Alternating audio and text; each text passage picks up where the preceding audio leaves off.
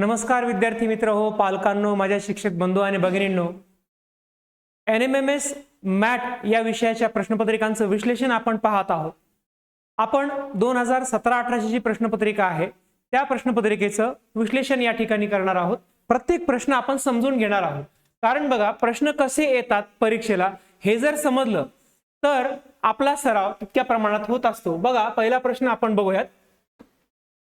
इथे क्रमाने कोणते पद येईल असं विचारले. क्रमाने आता बघा इथं या प्रत्येक जो अक्षर गट आहे त्या अक्षर गटामध्ये या अक्षरांचा एकमेकांशी संबंध काय आहे तो अगोदर बघायचा. इथे विचार जर केला आपण ए बी सी, बी वगळून सी आलं एक अक्षर वगळून, त्यानंतर एक्स वाय झेड, वाय वगळले, इथे पण तेच आहे B C D W X Y, मात्र इकडून या अशा दिशेने आणि इकडून अशा दिशेने बदल होतो. इथे E F G T U V, F G H आणि एस टी यू. मग अशाच प्रकारचा संबंध असणारा शब्द आपल्याला यातून शोधायचा आहे. बघा हा होईल का? नाही होणार. त्यानंतर इथे जे K L P Q R हा पण होणार नाही. त्यानंतर आय जे के आणि P Q R, I J K P Q R म्हणजे एका एका शब्दाचं अंतर आहे, म्हणजे याचा पर्याय क्रमांक 3 हा हे उत्तर असेल. पुढचा प्रश्न देखील तसाच प्रकारचा आहे. बघा इथे W X T U P Q K L म्हणजे बघा डब्ल्यू एक्स हे एका पाठोपाठ एक येणारे अक्षर आहेत, टी यू एका पाठोपाठ एक अनुक्रमाने, पी क्यू अनुक्रमाने, मग फक्त अनुक्रमाने येणारे अक्षर कोणतेही शोधायचे. पण या ठिकाणी हे पण अनुक्रमाने येतं ई एफ, त्यानंतर इथे एफ जी पण अनुक्रमाने येतं आणि डी पण येते. मग तिन्हीपैकी कोणतं असेल? इथे मात्र आपल्याला थोडासा विचार करायला लागतो. कोणता असेल या ठिकाणी? बघा W X T U P Q आणि के एल ह्या पहिल्या अक्षरांचा संबंध आपण बघूयात. K L M N O P 4 अक्षर सोडले, P Q R S T 3 अक्षर सोडलेत, यू व्ही डब्ल्यू 2 अक्षर सोडलेत. मग या ठिकाणी इथल्या आणि इथे येणाऱ्या पहिल्या अक्षराचा 5 अक्षरांचा फरक असायला हवा. बघा K L M N O P 5व्या क्रमांकाचं अक्षर आलंय, मग या ठिकाणी 5 अक्षरांचं अंतर आणि 6व्या क्रमांकाचं अक्षर इथे आलं पाहिजे. मग कोणतं ठरेल? के पासून आपण 5 नंबर मागे जायचे. F G H I J के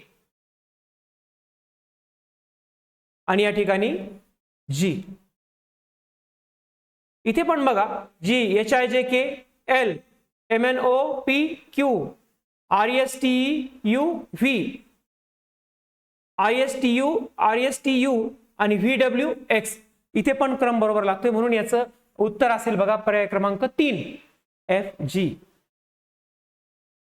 पुढे बघा हा जो प्रश्न आहे इथे A Z D W G T आणि जे क्यू. आता या ठिकाणी बघा ए झेड काय संबंध आहे याच्यामध्ये? बघा ए चा अनुक्रम जो आहे वर्णमालेमध्ये तो कसा आहे? सुरुवातीला 1 नंबर. आणि झेडचा जो अनुक्रम आहे तो कसा आहे? झेडचा अनुक्रम हा शेवटून 1 नंबर आहे, असा इथे विचार केला जातो. त्यानंतर बघा A B C D E F G H I J म्हणजे प्रत्येकी 2-2 अक्षराचं अंतर आहे याच्यामध्ये. मग के एल एम या ठिकाणी बघा Q R S T U V W X Y Z, मग क्यू च्या मागे जा एन ओ पी क्यू या ठिकाणी असेल एन, म्हणून पर्याय क्रमांक एम एन 4 या प्रश्नाचं उत्तर असेल. मित्रांनो मला अपेक्षा आहे की आपल्याला हे प्रश्न समजले असतील. बघा क्रमाक्रमाने कोणते पद येईल हा एक भाग असतो आणि त्यावर 3 प्रश्न असतात, किंवा या अक्षर गटांशी जुळणारा पर्याय शोधा. म्हणजे पुढे इथे 3 दिलेले असतात अक्षर गट, पुढचा गट आपल्याला पर्यायातून निवडायचा असतो. म्हणजे एका प्रकरणावर 3 किंवा कमीत कमी 2 तरी प्रश्न आपल्याला विचारतात. म्हणून हे सगळे स्कोरिंग प्रश्न आहेत, म्हणजे आपले मार्क्स जे आहेत ना ते मार्क्स मॅथ मधले वाढवणारे प्रश्न आहेत. म्हणून कृपया याकडे फोकस करा. गुरुकिल्ली फाउंडेशनचं जे आमचं ऍप आहे, फक्त 999 रुपये घेऊन परीक्षेपर्यंत आपण अशा घटकांची तयारी आमच्या लेक्चर्सद्वारे करू शकता. चला पुढे जाऊयात आपण. प्रश्न क्रमांक 4. हा इथे ए ते झेड या अक्षरमालेत समक्रमांकाची अक्षरे वगळायची आहेत. समक्रमांकाची अक्षरे वगळायची आणि अक्षरमाला तयार करायची सुरुवातीला. मग आता ए हे समक्रमांकावर आहे का? नाही, बी आहे, कारण बी चा अनुक्रमांक किती आहे? 2. ए बी सी डी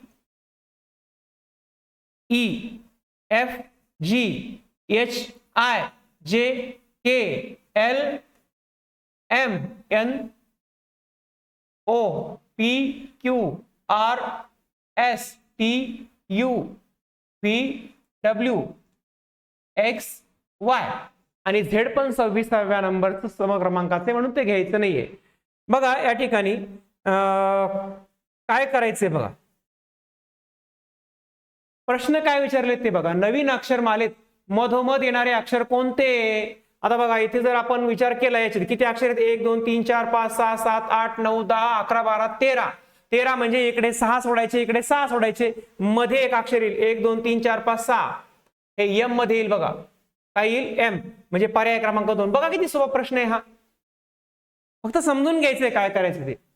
नवीन अक्षरमालेत 5वे 7वे 10वे आणि 12वे अक्षर घेऊन कोणता अर्थपूर्ण शब्द तयार करता येईल? कितवा अक्षर विचारले? 5वे. A B C A C E H 1 2 3 4 5. 5वा अक्षर काय आहे? आय आहे. बघा आय आपण बाजूला लिहून घेऊयात. त्यानंतर 7वा अक्षर विचारले. 7वा अक्षर आहे एम.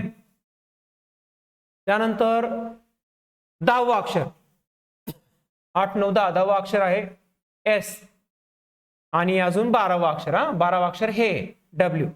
बघा इथे याच्यावरच पर्याय दिलाय. पर्याय क्रमांक 3 S W I M swim. हे अर्थपूर्ण शब्द आपण या अक्षरांपासून तयार करू शकलो. पुढे बघा, वरील नवीन अक्षरमालेत मधोमध येणाऱ्या अक्षरांच्या डावीकडे व उजवीकडे समान अंतरावर असलेल्या अक्षरांची जोडी कोणती? आता या अक्षरमाला या ठिकाणी एरेज केली गेली आहे, पण या प्रश्नाचं उत्तर मित्रांनो तुम्ही मला कॉमेंट मध्ये नक्की द्या. पुढील प्रश्न आहे बघा. इथे काय करायचंय आपल्याला? गटात न बसणारी आकृती ओळखायची. न बसणारी म्हणजेच काय? विसंगत. न बसणारी म्हणजे विसंगत, ऑड मॅन आउट. इथे बघा सूचना, गटात न बसणारी आकृती ओळखा. आता इथे बघा ह्या चारही आकृत्या ज्या आहेत ना त्या फिरतात कशा? घटीवत की प्रतिघटीवत हे अगोदर आपण बघायचे. इथे हा जो त्रिकोण आहे ना, हा त्रिकोण इथे आलाय म्हणजे घड्याळीप्रमाणे फिरणारी आकृती आहे, हे तर पहिलं समजलं पाहिजे आपल्याला. त्यानंतर हा त्रिकोण इथे यायला पाहिजे होता, मग आहे की. मग आता तसं झालं नाही, म्हणून पर्याय क्रमांक 3 त्याचं उत्तर असेल. पुढे बघा, हे सगळे दिसतात या ठिकाणी. वर्तुळ आहे, त्रिकोण आहे, चौकोन आहे, मात्र इथे काहीतरी वेगळे चिन्ह दिलेत, म्हणून ही आकृती पर्याय क्रमांक 3 ही वेगळी आहे. पुढचा प्रश्न बघूयात. बघा आपण हा प्रश्न घेऊयात 10व्या क्रमांकाचा अगोदर. अभिजित पूर्वेकडे 10 किलोमीटर गेला. डावीकडे वळून त्याने 4 किलोमीटर प्रवास केला व त्या ठिकाणापासून त्याने आग्नेयेकडे वळून 5 किलोमीटर प्रवास केला, तर तो मूळ स्थानापासून किती अंतरावर आहे? बघा मी तुम्हाला मागे याविषयी सांगितलेलं आहे. असे प्रश्न सोडवत असताना आपल्याला काय महत्वाचं आहे, तर आपल्याला अगोदर दिशाज्ञान झालं पाहिजे. दिशा कुठली कुठे असते? आपल्या उजव्या हाताला असते पूर्व, डाव्या हाताला असते पश्चिम, खाली असते दक्षिण आणि वरती असते उत्तर. या दिशेला आग्नेय असतं, आग्नेय. इथे असतं वायव्य, इथे असतं ईशान्य आणि इथे नैऋत्य. मग आता समजा इथे अभिजित पूर्वेकडे वळाला ना, पूर्व म्हणजे इकडे. समजा अभिजित पूर्वेकडे वळाला, इकडे गेला तो. इकडे गेल्यानंतर त्याने 4 किलोमीटर प्रवास केला. म्हणजे हा प्रवास त्याचा किती 4 किलोमीटर आहे. व त्या ठिकाणापासून त्याने आग्नेयेकडे वळाला आणि 5 किलोमीटर प्रवास केला. मग तो पुन्हा असा आग्नेयेकडे वळाला इकडे आणि 5 किलोमीटर प्रवास केला आग्नेयेकडे वळून. तर तो मूळ स्थानापासून किती अंतरावर आहे. म्हणजे उदाहरणार्थ बघा, पुन्हा सांगतो एकदा समजून, की जर हा या ठिकाणी उभा आहे, मूळ स्थान कोणतं याचं अभिजितचं हे आहे, आणि मूळ ठिकाणापासून तो किती गेलाय इकडे 4 किलोमीटर प्रवास केलाय त्याने. नंतर तो आग्नेयेकडे वळाला, आग्नेय दिशा इथे. तर तो मूळ स्थानापासून आग्नेयेकडे किती वळून 5 किलोमीटर त्याने प्रवास केला.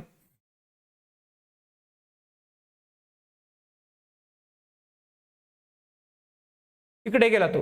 तर तो मूळ स्थानापासून किती अंतरावर आहे हे आपल्याला विचारले. त्याने 5 किलोमीटर तो प्रवास केलाय.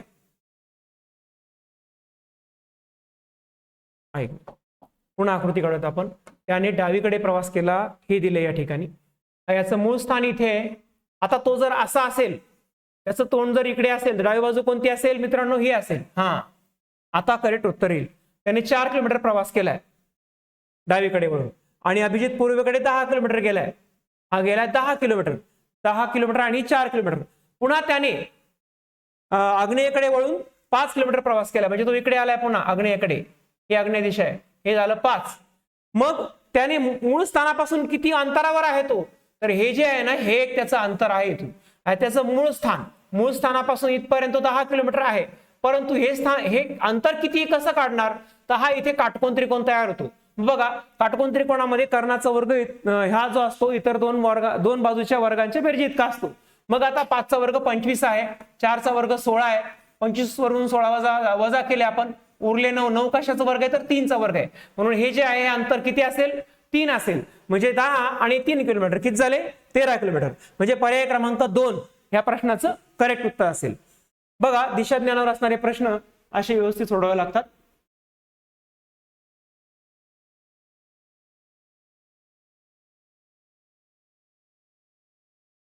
प्रश्न क्रमांक आहे पुढे.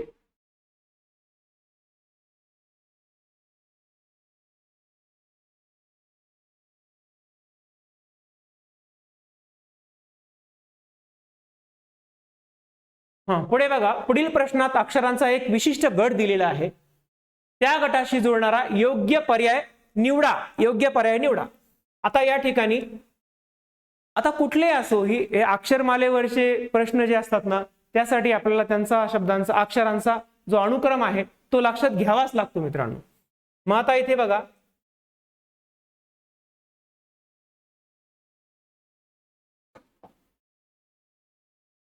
इथे आपण काय करायचं, इथे प्रत्येकाचा क्रमांक आपण टाकून बघूया. बघा, बीचा क्रमांक किती आहे, 2, डीचा आहे 4, आणि एफचा क्रमांक जो आहे तो आहे 6.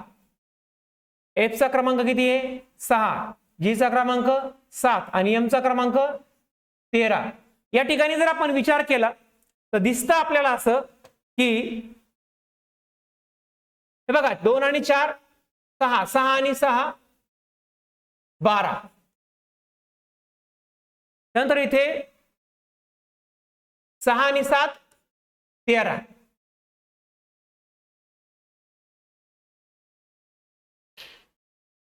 सॉरी, 4 आणि 2 येते किती आहे, 6च आहे ऑलरेडी. 4 आणि 2 6 बेरीज केल्यानंतर. त्यानंतर 6 आणि 7 यांची बेरीज करा, 13 येईल. नंतर केचा जर आपण विचार केला तर केची हे किती आहे व्हॅल्यू, अनुक्रम आहे 11. त्यानंतर एलचा आहे 12. 12 आणि 11 किती होतात, तर ते होतात 23. डब्ल्यूचा अनुक्रम. म्हणजे याचं उत्तर काय असेल तर याच पद्धतीने आपल्याला शोधायचंय. बघा, इथे CRU हा त्याचा योग्य पर्याय असेल, कारण सीचा क्रम किती आहे, 3. नंतर आरचा क्रम आहे 18. 18 आणि 3 किती होतात, 21. 21 हा यूचा क्रम आहे. बघा, म्हणजे पर्याय क्रमांक 2 याचं उत्तर आहे. अनुक्रम लक्षात ठेवावे लागतात. पुढचा प्रश्न, MCQ, LKX, GQY, MCQ. आता M ची किंमत किती आहे, 13, आणि C ची किंमत आहे 3, आणि Q ची किंमत किती बघा तर क्यू ची किंमत आहे 17. बघा 13 आणि 3 16, त्याच्यामध्ये फक्त 1 मिळवायचा, 17 झाले. त्यानंतर इथे एल ची किंमत आहे 12, के ची किंमत आहे 11 आणि एक्स ची किंमत आहे 24. 12 आणि 10 22 आणि त्याच्यामध्ये 1 मिळवल्यावर किती होतील, सॉरी 12 आणि 10 22 आणि 1 23, म्हणजे 12 आणि 11 होतात 23. 23 मध्ये जर 1 मिळवला उत्तर काय येतं 24. त्याच पद्धतीने जर आपण या पर्यायाचा विचार केला तर आर ची किंमत आहे 18, त्यानंतर डी ची किंमत आहे 4, 18 आणि 4 किती होतात 22, त्यामध्ये 1 मिळवा 23 होतील. 23 कशाचा अनुक्रम आहे, तर तो आहे डब्ल्यू चा, म्हणजे आर डी डब्ल्यू हे त्याचं करेक्ट आन्सर आहे. पुढे चलूया. बघा इथे हा प्रश्न सोपा आहे, काही अवघड नाही.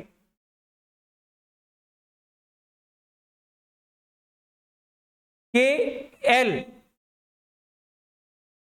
एन ओ अनुक्रमाने, बघा एकाड एक अक्षर म्हणतो ना आपण त्याला, सॉरी एकाड एक नाही तर हे अनुक्रमेच येणारा अक्षर आहे, परंतु इथे अक्षर मध्ये दुसरं आलेले, म्हणजे एक अक्षर सोडून अनुक्रम सुरू राहतो. के एल आणि ओ एन म्हणजे सुलट, म्हणजे इकडून आपण डाव्या बाजूने आणि उजव्या बाजूने. बघा तसंच इथे H I Q R A B X Y, अशा पद्धतीचा पर्याय कोणता आहे इथे, तर तो आहे बघा डी ई आणि यू व्ही, म्हणजे पर्याय क्रमांक 2 हे त्याचं उत्तर असेल. आता इथे एकाच प्रश्न होता आणि त्यावर आधारित उपप्रश्न किती होते, तर 3 होते, म्हणजे असे प्रश्न हे आपला स्कोअर वाढवणार आहेत. म्हणून या प्रश्नांकडे कधी दुर्लक्ष करायचं नाही. अगदी मनापासून या प्रश्नाचा सराव केला तर नक्कीच आपल्या परीक्षेमध्ये याचे मार्क्स जाणार नाही. 13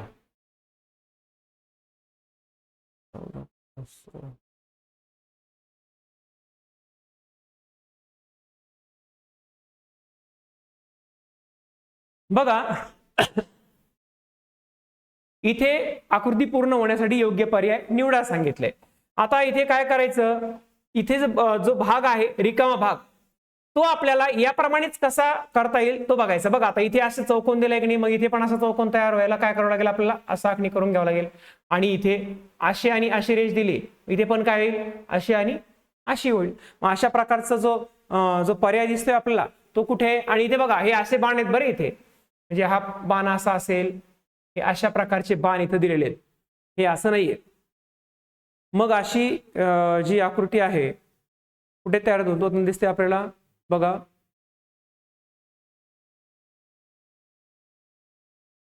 म्हणजे बघा एवढाच भाग बाजूला काढायचा आहे आपल्याला. हा भाग आहे ब्लँक आणि याच्यामध्ये हा अशा प्रकारचा, आणि त्यानंतर आपल्याला हे असं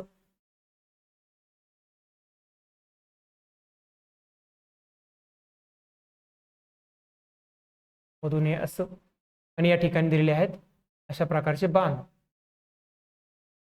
अशा प्रकारचा पर्याय आपल्याला दिसतोय कोणता, तर इथे अशाच पद्धतीचं दिलेलं आहे, मात्र इथं हे बाणाचे जे प्रकार आहे तो वेगळा आहे. या ठिकाणी ही रेष अशी येईल कारण इकडे पण असे आहे, म्हणून इथे तर अशी दिली आहे म्हणून हाही पर्याय होणार नाही. त्यानंतर इथे बाण वेगळे आहेत म्हणून हाही पर्याय होणार नाही.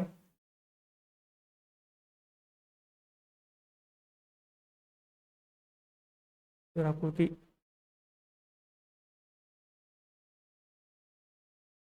इथे पर्यायामध्ये आपल्याला ही रेष अशी हवी होती, ही अशी पाहिजे होती, तर ती या ठिकाणी अशी झाली आहे. पर्याय तर हाच असू शकतो, म्हणजे या ठिकाणी काही करेक्शन झालं असेल, किंवा मग आपण जर याला उलटा करून बघितलं तर हा बाण ह्या दिशेने जाईल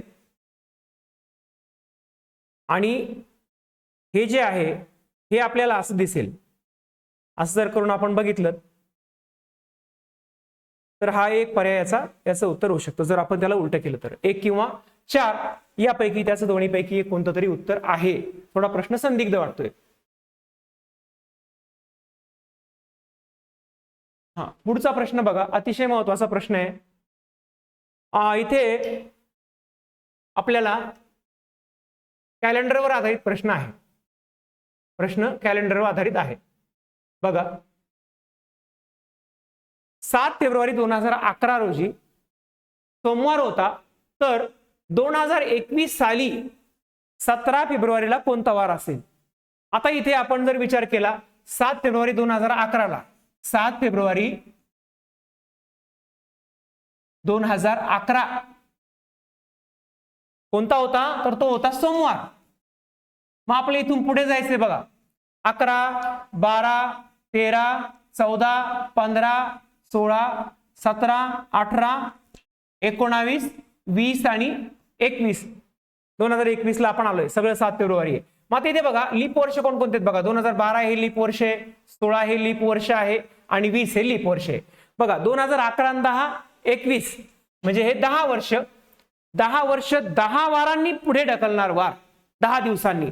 म्हणजे आज जर आजच्या तारखेला 27 मेला जर आज जर सोमवार असेल, तर पुढच्या वर्षी कोणता वार येईल याच तारखेला? तर तो येईल मंगळवार. म्हणजे 1 दिवसांनी वार पुढे ढकलतो. तसं या ठिकाणी हे वर्ष किती झाले? 10 दिवस तर हेच झाले. आणि लीप वर्षामध्ये फेब्रुवारीचे 29 दिवस असतात, म्हणून तिथे एक 2-2 दिवसांनी पुढे वार ढकलतो. म्हणजे 12, 16 आणि 20 हे काय झाले? लीप वर्ष आहेत, म्हणून याचे एक प्लस याच्यामध्ये ऍड करा. किती होतील? 13. आता 13ला काय करायचं? 7 ने भागायचे, कारण 7 दिवसांचा एक आठवडा असतो म्हणून. 7 एक 7, खाली किती होतील? 6. 6 आणि 7 13. मग या 7 फेब्रुवारीला जो सोमवार होता तिथून पुढे 6 दिवस जा. मंगळवार, बुधवार, गुरुवार, शुक्रवार, शनिवार, रविवार. कोणता वार येईल 6 दिवस गेल्यानंतर? रविवार येईल. मात्र हे 7 फेब्रुवारी 2021 पर्यंत आपण आलो. आता इथून पुढे आपण काय विचारले? 17 फेब्रुवारी विचारले. आता इथं 7 आणि किती 17? तर 7 आणि 10 17. मग 10ला 7 ने भागा, बाकी किती उरेल? 7 एक 7, बाकी उरेल 3. मग रविवारच्या पुढे पुन्हा 3 दिवस जा, सोमवार, मंगळवार आणि बुधवार. मग याचं उत्तर असेल मित्रांनो बुधवार.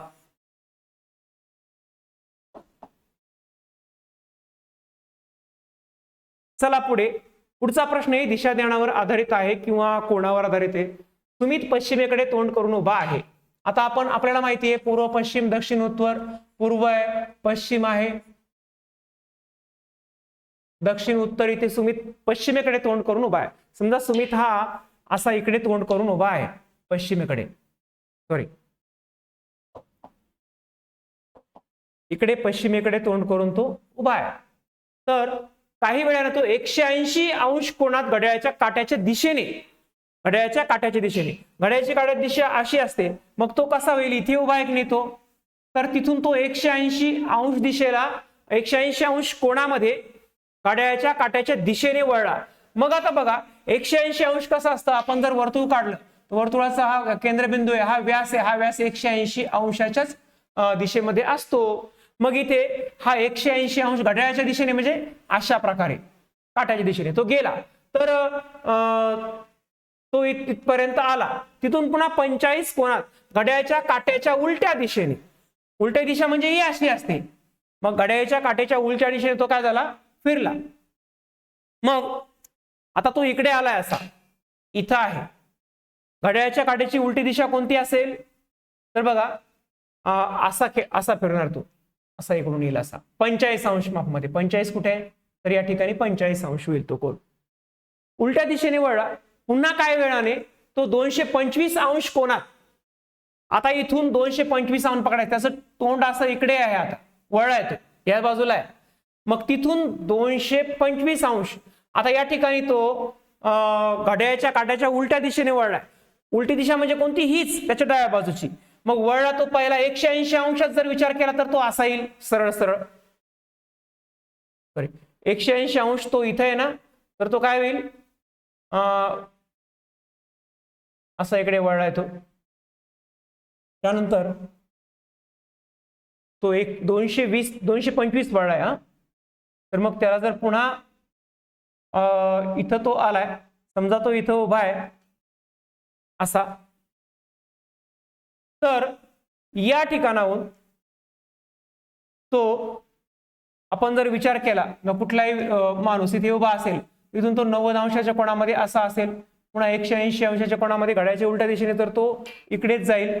आणि 225 कुठे, तर पुन्हा 180 आणि 45 किती होतात, 225 होतात. तर तो पुन्हा 225 अंश कोणात घड्याळाच्या काट्याच्या उलट्या दिशेने फिरलाय. उलट्या दिशेने म्हणजे या दिशेने असा फिरलाय तो, म्हणजे इथं गेला तो पुन्हा.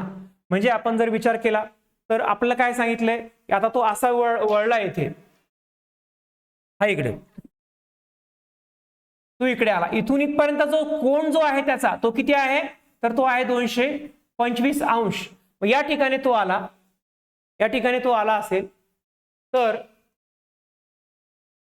त्याची 180 आहे आणि 225 त्याच्या पुढे 45 त्याच्या पुढे येईल, म्हणजे इथे तो आलेला आहे.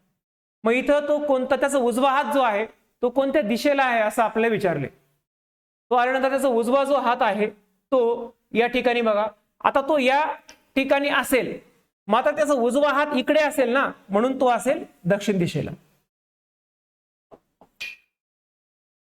चला